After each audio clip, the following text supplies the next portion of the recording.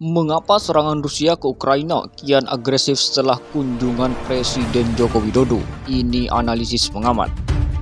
Serangan Rusia ke Ukraina tampaknya kian agresif setelah kunjungan Presiden Jokowi ke dua negara yang sedang berperang itu.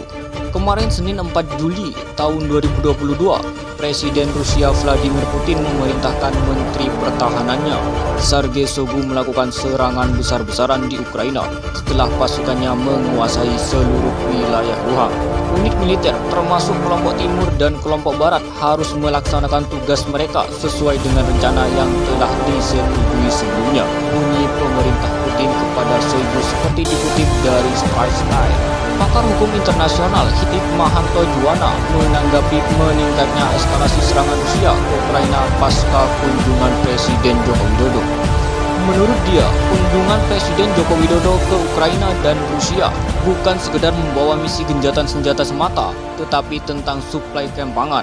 Hikmahanto mengatakan genjatan senjata bukan suatu yang instan dan langsung diberlakukan. Jikapun ada genjatan senjata, kata dia, ini bukan genjatan senjata yang ditandatangani oleh pemimpin dari dua negara yang bertikai.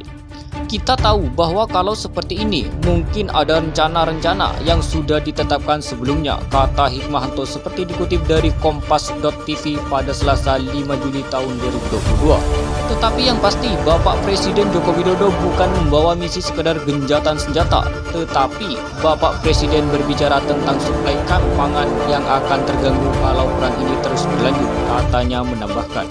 Menurut Hikmahanto, ini merupakan hal cerdas yang dilakukan oleh Presiden Jokowi, dalam arti tidak berbicara bahwa nantinya akan ada genjatan senjata atau tidak.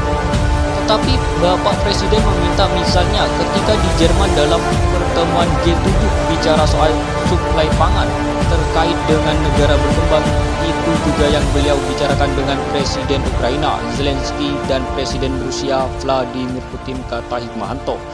Ia menambahkan bahwa ketika berbicara tentang misi perdamaian tentu tidak mendamaikan konflik yang muncul antara kedua negara.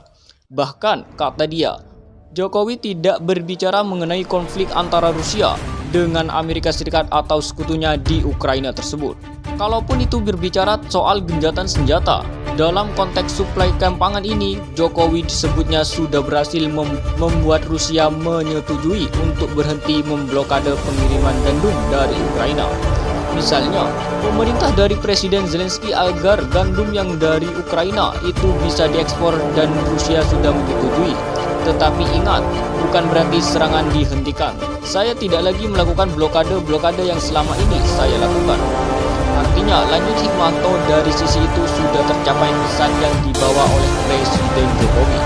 Bahkan kalau misalnya genjatan senjata apakah akan tercapai atau tidak, itu kita harus menunggu karena sekali lagi saya katakan perlu proses untuk supaya terjadi genjatan senjata, ujarnya.